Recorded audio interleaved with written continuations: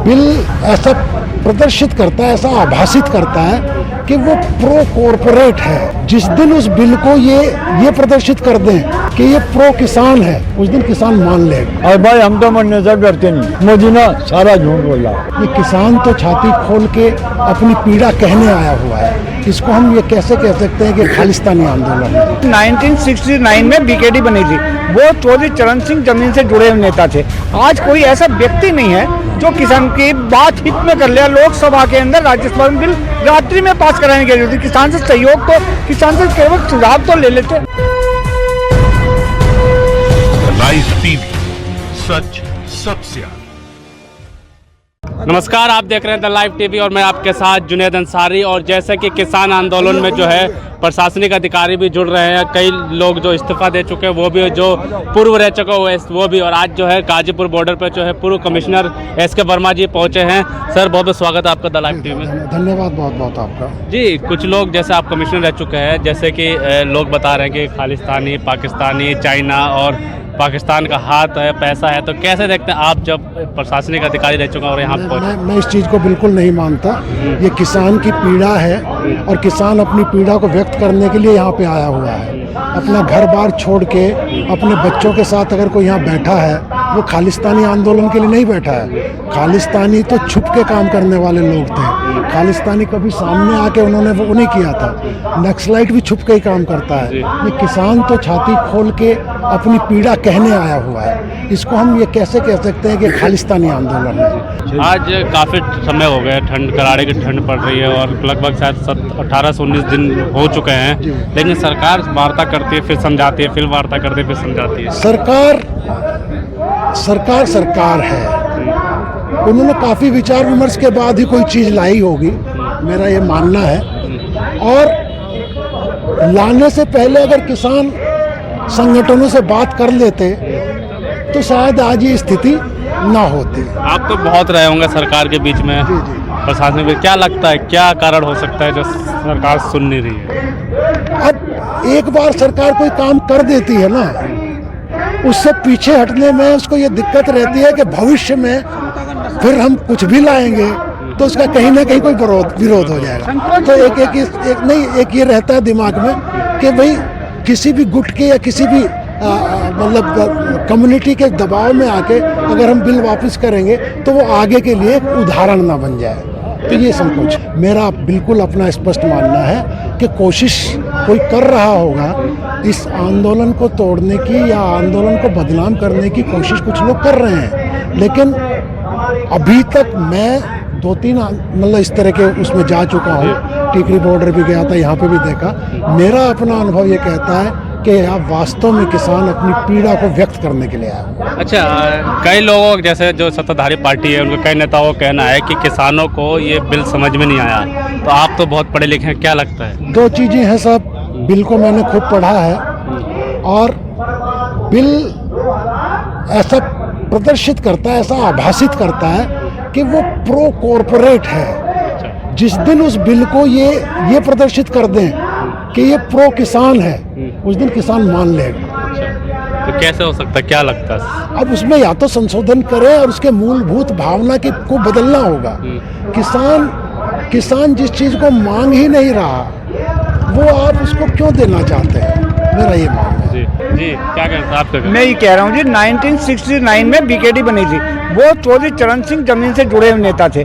आज कोई ऐसा व्यक्ति नहीं है जो किसान की बात हित में कर लिया। लोकसभा के अंदर, राज्यसभा में बिल रात्रि में पास कराने की जरूरत थी। किसान से सहयोग तो, किसान से केवल सुझाव तो ले लेते। सुझाव कहाँ कि भाई हम ये काम करने जा रहे हैं। आप जनप्रतिनिधि हैं, जनता ने आपको सुना, आप किसान नहीं देगा तो क्या होगा? समाप्त हो जाएगी। कॉर्पोरेट फार्मिंग यही नहीं पूरे विश्व में है, यहाँ भी काफ़ी स्टेट्स में लागू है। लेकिन भंडारण पर सदा गवर्नमेंट ने अंकुश रखा है, जिससे कि कालाबाजारी वगैरह न हो पाए। इन बिलों में उन भंडारण की सीमाओं को बिल्कुल खोल दिया गया है और इनको आवश्यक वस्तु अधिनियम से भी हटा लिया गया है किसान की उपज को। तो ऐसी दशा में कालाबाजारी होगी या नहीं होगी, नहीं होने के लिए क्या गारंटी दे रही है गवर्नमेंट?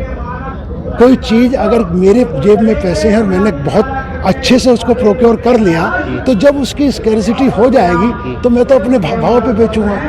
तो या तो आप बिल में इस तरह का बात कर दीजिए कि आप 10% प्रॉफिट के अलावा नहीं बेच सकते, तो हम मान लेंगे आपकी बात। मछली तो गे रखी झाड़ी में, मछली तो गे रखी झाड़ी में और बकरी गे रखी पानी, दोनों तरफ मतलब थोड़ा समझाइए। दोनों तरफ रही। भाई हमारे हिसाब का नेता है नहीं, अच्छा, मोदी धोखा दे रहा हूँ बहुत बड़ा। किसान का इसमें हित नजर नहीं आ रहा, मुझे अहित भी नजर नहीं आ रहा, लेकिन कोई हित भी नजर नहीं। अगर ये लागू हो जाता है तो जैसा आपने कहा कि भंडारण बढ़ जाएगा, तो इसका क्या क्या घाट नुकसान?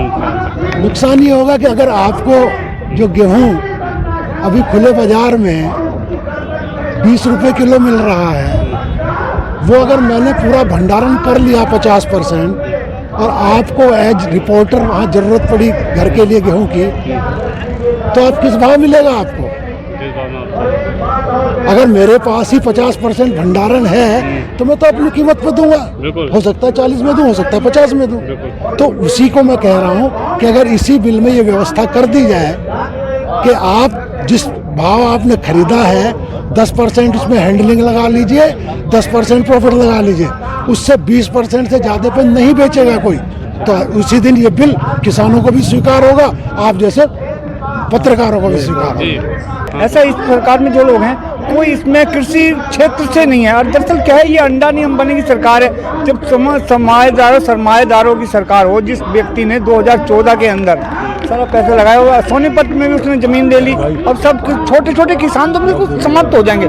जो बड़े सरमाएदार हैं वो तो भले इस किसान पर छोटा किसान इस केस में बिल्कुल खत्म हो जाएगा, बिल्कुल नहीं बचेगा। आप पहले भी कई सरकारों को भी मैं साथ काम किए होंगे, तो उस सरकार में और इस सरकार में क्या फर्क है? सरकार सभी जनहित का ही काम करती है, कोई हो, कोई सरकार ऐसा काम नहीं करती, उससे हो जाए अनजाने में वो बात अलग है, लेकिन सोच सदा सरकारों की यही रहती है। ये अनजाने में हो गया अभी? जो भी हुआ है अनजाने में हुआ, नीतिकारों के गलत कैलकुलेशन पे हुआ, जो भी हुआ, मेरा ये मानना है कि ये किसान हित के बिल नहीं है। वहाँ जी जाकर ये नेता स्तर जब बोल रहा हूँ, हमें बहुत डर लगा जागते हो, हमारा क्या होगा बाबा जी, मगर ठंड वो कुछ ही ठंड हम ना रुकने गए। अब जा आपको कुछ भी वजन नहीं हिलेगा?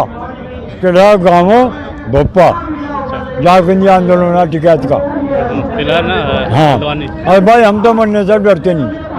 मोदी ना सारा झूठ बोल रहा। अच्छा, क्यों लग रहा मोदी जी झूठ? मोदी झूठ नहीं बोल रहा, अमित शाह बुलवा रहा। अच्छा, अमित शाह जी बुलवा रहे हैं? हाँ, मोदी कुछ करना चाहे जान नहीं दे रहा। अच्छा, लेकिन अभी जो मुख्यमंत्री जी परसों आए थे गाजियाबाद ही उद्घाटन करने। अच्छा, मेरठ आए थे ना? मेरठ नहीं, गाजियाबाद में आया था। वो साफ तौर पे कह रहे हैं कि ये जो आंदोलन चल रहा है इसके पीछे किसी और का हाथ है। बताओ इस किसका हाथ हो भाई? तेरा हाथ होगा तेरे गुंडों का, इन्हें गुंडे बुला रखे, हम गुंडे का भाई तुम्हारे काम चल रहा, तेरा किराया भी देंगे सारी, उसमें पूछा कौन किसान है, हम तो सादे सादे किसान है लाला जी।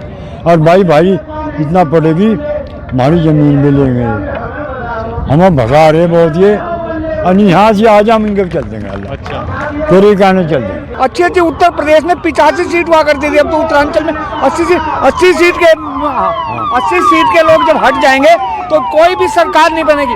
उत्तर प्रदेश के बिना तो कहीं उत्तर प्रदेश में शासन बन नहीं सकता। 80 सीट है, माननीय नरेंद्र दास दामोदर मोदी भी बनारस से हैं। 80 सीट के बिना कहीं भी 543 में सदन में बहुमत सिद्ध ही नहीं हो सकता। उत्तर प्रदेश का किसान हट गया तो कोई भी सरकार बन हम देखा सरकार को ही रहो, हमारे जो हित में रहेगी देश के। कौन सी प्रेसिडेंट? हमें कोई इतराज नहीं भाई सरकार में, भाई मारे वो कर दो, हम तो कर चलते। जी बिल्कुल। हाँ भाई जी, जिस तरीके से अभी जो बात की, आज जो है अनशन चल रहा है और साफ तौर पे यही कहना है किसानों का कि जब तक जो है ये बिल वापस नहीं होगा हम जो है यहाँ से हटने वाले नहीं। और अभी हमने पूर्व कमिश्नर से भी बात की, उन्होंने भी सब जो इसके बिल की जो बारीकी बताई, उन्होंने साफ तौर पे यही कहा कि इस बिल से सिर्फ किसान नहीं, जो आम जनता है उसका भी घाटा है, क्योंकि जैसे ये बिल लागू होगा जो काला बाजारी है, भंडार जो भरने का ज़्यादा भंडार, जिसके पास ज़्यादा पैसा होगा वो ज़्यादा अनाज अपने पास रखेगा और फिर वो अपने मन चाहे कीमत पर बेचेगा। लाइव टीवी, सच सबसे आगे।